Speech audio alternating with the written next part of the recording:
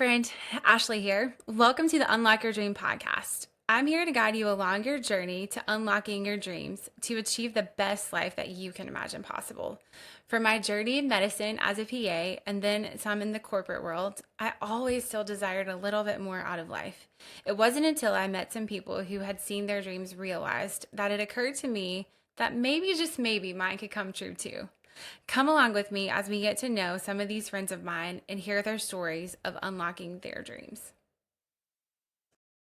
Hi, friend. Welcome back to the Unlock Your Dream podcast. This week, you're just getting me again, but I wanted to talk to you guys some more about when is the last time you read a book, an actual book. Yes, the scene from The Holiday is playing through my head too. And Cameron Diaz says, I just want to read a book, an actual book. It's one of my favorite movies. But I've really been thinking through lately some of the top books that have recently influenced my entrepreneurial journey. And a lot of these are ones that were mentioned to me by mentors of mine. And depending on the situation that I was in, I really want to bring them to you guys because something I've learned about entrepreneurship, which I know is a lot of this crew listening on here, is you become the people that you associate with, especially the top five. And whether that is books or podcasts or whatever you're taking in, that is going to be the top five people that you're surrounding yourself with. So something that I've really been challenging myself with, that I challenge you guys with as well, is really be mindful of who is content creating for you. So yes, we're scrolling through feeds a lot of the day, and it's called feed for a reason. But even here, being conscious of who is creating the content that you are taking in and who you are truly associating with all day. So here's a few, just super briefly. I think this will be a really short episode today, but just to give you some ideas about books to look for, whether you want to get it on Amazon or wherever is the best place to get it for you guys. But some of my favorites, especially lately, have been really diving into people skills, because no matter what you're going to do or where you want to go or what successful things you want to do, for the most part, you need to interact with people. And so some of my favorites lately have been How to Win Friends and Influence People, Wired That Way, which is an amazing personality book that helped me realize that I was normal, that my husband and I were normal to be very different. And sometimes, in my opinion, God puts people together that I think just to see how it goes. So Wired That Way is one of my favorites. And I'd be super interested to hear what your personalities are once you read it. The New Model of Selling is one that I'm reading right now that I've really been enjoying. And I will tell you that when I began my entrepreneurship journey, the last thing I wanted to do was sell. And so I think what I've come to learn full circle is we're selling all the time. When I was practicing in medicine, I was selling myself as a PA to my patients who maybe wanted to see the doctor when they first walked in, or selling them on a treatment regimen or medication that we were prescribing, or a healthy lifestyle that I was encouraging them to take on. So whether it's a physical product, maybe more in that realm, or whatever you're selling throughout your day, the New Model of Selling has been a really, really good book for me, especially after all that we went through in 2020 as a society. I think a lot of us lost trust in a lot of things and a lot of people, because what we saw was some authority figures that we had in our lives we can no longer trust anymore. And so I think what I've seen as society as a whole, we're still kind of recuperating from that. And we're still kind of taking in, how do we trust people and who can we trust, especially with all the AI things going on out there and just things that you're seeing all across the board. So that for me has been a really good way to start to take a step back, listen to people, ask good questions, dive a little deeper. And really, I mean, we have great products and things to sell, or whatever your entrepreneurship journey looks like. It's great to get it out there. But I would say that's been one for me lately that has been just such a good resource and asset to really think through not only the content I'm creating and putting out there and the content that I'm taking in, but really thinking through how people buy things, how they make decisions emotionally, and that people don't want to be sold. They want to be listened to and they want a need fulfilled. And so hopefully, not only can we do that in our business here on this podcast, but also just across the board. So I'd love to hear if you take on that one, what you learn and what you like about it.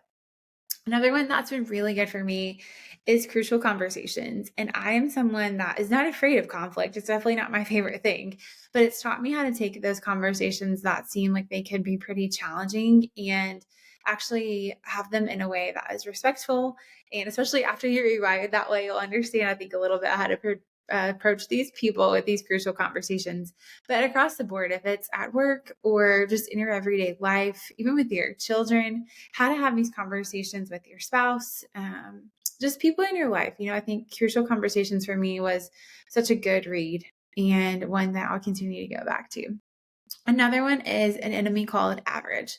Super short. I highly encourage it, but it's been such a good read for reminding myself what average looks like and how much I do not like average. I don't want to be average. I don't want to be anything like average. And so it's just such a good tidbits in that book. But again, it's just small wins throughout the day. If you would just want to read it a little bit here and there, if it's something you want to tackle kind of one teeny little chapter at a time, it's very short, but it can give you some really great nuggets to think through throughout your day. So that's one I highly encourage. I did it actually as a book club a few years ago with a group of girls, and it was really interesting to hear what everyone got out of it and everyone's takeaway, because it was just such a short, easy, something that you could certainly add into your day.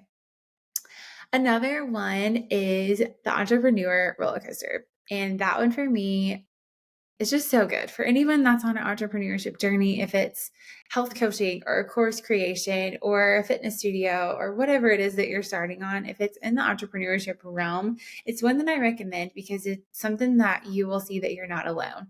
Everyone has these kind of highs and lows and kind of that honeymoon phase and the phase that's maybe not so easy. And then hopefully you see that super, great J curve where you take off. But it's a great reminder of just what you are ultimately hoping to accomplish, and just a good reminder that you're not alone. Another one that I wanted to think through with you guys is Dream It, Pin It, Live It. And that one is by Terry Foy. And I don't know how many of you have a dream board. And this is going to kind of dovetail into my next little topic on here. So read the book. I highly recommend it. And it sounds kind of hokey. And I remember when I first started hearing about dream boards and vision boards and keep your vision in front of you. And I was like, this is so whack, for lack of a better term. Like, this is crazy, until I started doing it. And then I saw it happen. And it is wild. You guys, for those of you who have done it before, leave me a comment and let me know, or send me a DM and let me know your story, because I love hearing them. I've just seen them come true too many times to not believe it. So that's a good book to kind of think through, how do I even start? Does it need to be something, really elaborate? Mine is right behind me on this wall, and it's something that I look at every single day. I have a couple around my recording studio and office in here, but it's a great thing. It's on the back of my computer, on my lock screen, on my phone. There's different ways to keep it where it really is in front of you. And it is insanely cool what your subconscious mind can do, because your subconscious mind never turns off. It's constantly taking things in. So when you put things around it and you can see these pictures of things that you want or experiences that you want to have, and I encourage you, put yourself in the picture. Maybe find, if it's Canva or whatever it is, take a picture of you, do the background removal, put yourself in it so you can physically see yourself in it. There's something really powerful. Think about the subconscious seeing yourself in these photos. And also at the same time, it's really powerful to maybe put yourself in the experience.